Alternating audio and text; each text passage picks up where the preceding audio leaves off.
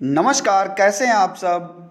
आप सभी अभ्यर्थी जो भी इंटेलेक्चुअल डिसेबिलिटी के हैं और जो भी हेयरिंग इम्पेयरमेंट के हैं, या उनके लिए सभी के लिए मोस्ट इम्पॉर्टेंट टॉपिक है स्वलीनता। यानी कि यह टॉपिक लिया गया है आपका इंट्रोडक्शन टू डिसेबिलिटी की कॉपी से। और मोस्ट इम्पॉर्टेंट इस टॉपिक को लगाइएगा, आपको यहाँ से कुछ ना कुछ जरूर फंसने वाला है। तो दोस्तों बात कर लेते हैं स्वलीनता पर, और आशा है सभी मित्र इस वीडियो को अपने मित्रों के पास में शेयर कर देंगे। इस वीडियो को अपने मित्रों के पास में शेयर कर देंगे। और जितने भी अभ्यर्थी पहली बार इस वीडियो को देख रहे हैं, अगर आपको हमारा चैनल अच्छा लगता है तो चैनल को सब्सक्राइब कर लेंगे। और सब्सक्राइब करने के बाद में क्या दोस्तों, बेल आइकन में ऑल का जो ऑप्शन आएगा उसको जब आप प्रेस करेंगे तो आपको नए वीडियोस की नोटिफिकेशन समय से मिलती रहेगी। बात कर लेते हैं स्वलीनता की, और मोस्ट इंपॉर्टेंट स्वलीनता को लगा लीजिएगा 5 नंबर के प्रश्न में और 1 नंबर के प्रश्न में भी। यानी कि ऑटिज्म स्पेक्ट्रम डिसऑर्डर, ASD यानी कि ऑटिज्म स्पेक्ट्रम डिसऑर्डर। बात करते हैं अर्थ की, फिर परिभाषा की बात करेंगे, उसके बाद में हम इसके प्रकारों को जानेंगे और उसके बाद में उसकी विशेषताओं को चर्चा करेंगे। तो सबसे पहले अगर हम अर्थ की बात करते हैं तो अर्थ में क्या कहा गया, स्वलीनता ग्रीक शब्द ऑटोस से लिया गया है, जिसका अर्थ होता है आपस में खो जाना, स्वयं में खो जाना या लीन हो जाना। ऑटोज शब्द जो है वो ग्रीक भाषा का शब्द है, और अर्थ क्या है, अपने आप में या स्वयं में खो जाना या लीन हो जाना। आगे बात कर लेते हैं, स्वलीनता से ग्रसित बच्चों में व्यवहारिक, सामाजिक बोलचाल और शारीरिक विकास, सुनने इत्यादि में समस्याओं का मिलाजुला व्यवहार देखने को मिलता है। दोस्तों यह क्या कहलाता है, आपका स्वलीनता कहलाता है, जिसमें व्यवहारिक, सामाजिक बोलचाल में, शारीरिक विकास, सुनने इत्यादि में समस्याओं का मिला जुला रूप देखने को मिलता है आपका स्वलीनता में। और दोस्तों अगर मोस्ट इंपॉर्टेंट बात की जाए तो इसे बाल्यकाल में स्वलीनता या कैनर व्याधि के नाम से भी जाना जाता है।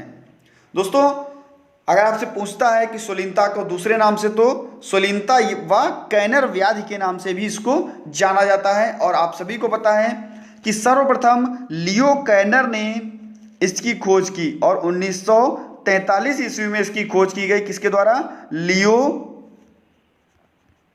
लियो कैनर के द्वारा 1943 ईस्वी में।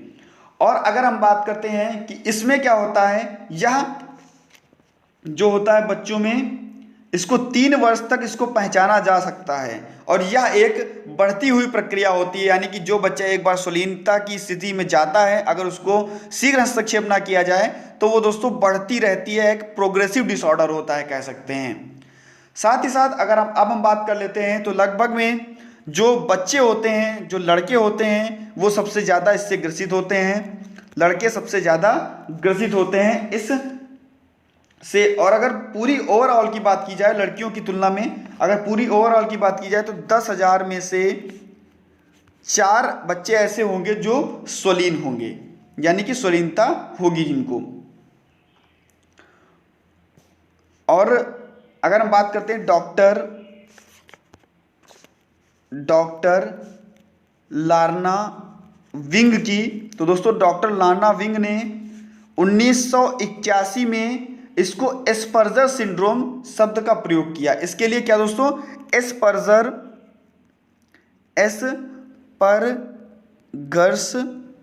आपका एस्पर्गर्स सिंड्रोम जो है, इसका दोस्तों इनका शब्द का प्रयोग किया। किसने, डॉक्टर लार्ना विंग ने। अब हम परिभाषा देख लेते हैं, और मोस्ट इंपॉर्टेंट परिभाषा आपकी अमेरिकन विकलांग अधिनियम के अनुसार। दोस्तों स्वलीनता विकृति एक विकासात्मक विकलांगता है जो मुख्य रूप से शाब्दिक, बच्चों के शब्द को, बच्चों के संप्रेषण यानी कि कम्युनिकेशन को, बच्चों की अशाब्दिक क्रियाओं को या समाज में अंतःक्रिया को प्रभावित करती है। यानी कि बच्चों के शाब्दिक, अशाब्दिक और संप्रेषण को प्रभावित करती है, और बच्चों की जो सामाजिक अंतःक्रिया है उसको भी प्रभावित करती है।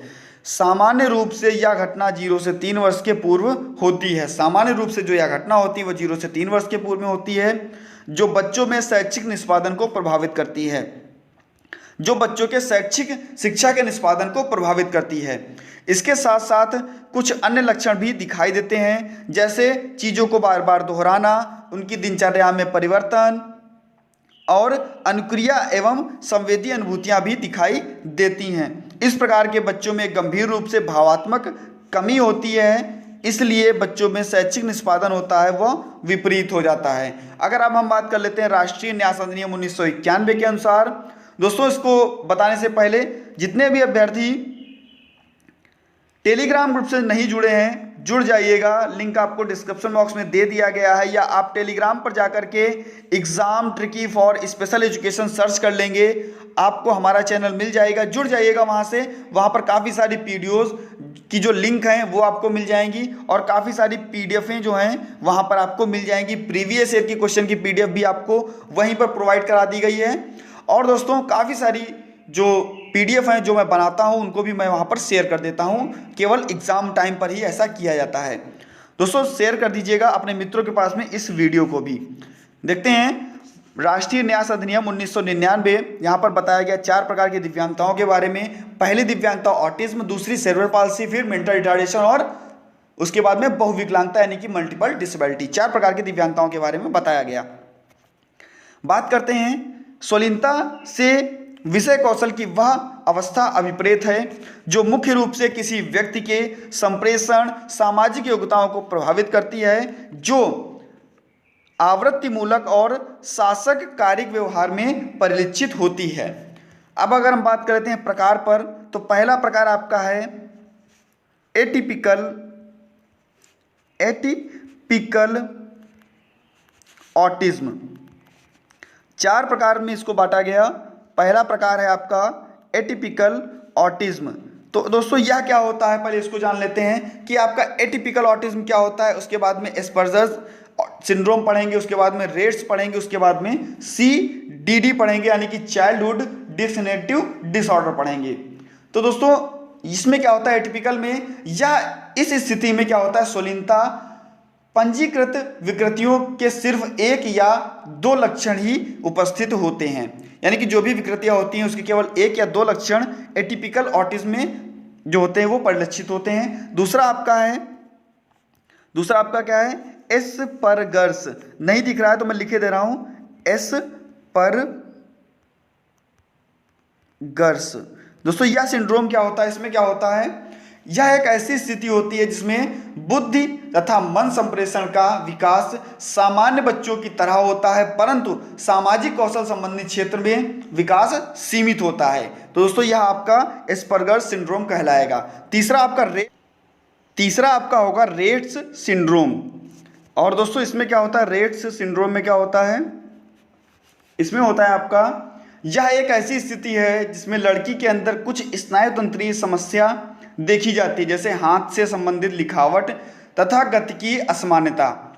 और नेक्स्ट आपका है डिसग्नेटिव डिसऑर्डर। लिख देता हूं दोस्तों, डिसइंटीग्रेटिव डिसऑर्डर। और दोस्तों कभी कभी आपसे फुल फॉर्म पूछता है CDD की, यानी कि चाइल्डहुड डिसग्नेटिव डिसऑर्डर, ये उसकी फुल फॉर्म होती है।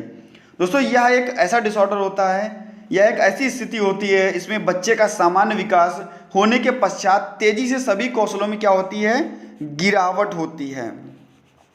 तेजी से सभी कौशलों में क्या होगी, गिरावट होगी। तो ये क्या कहलाएगा आपका, डिसग्नेटिव डिसऑर्डर। अगर हम बात करते हैं लक्षणों की, तो सामाजिक लक्षणों पर भी बात होगी और आपके संप्रेषण के लक्षणों पर भी बात होगी। तो सामाजिक लक्षण क्या क्या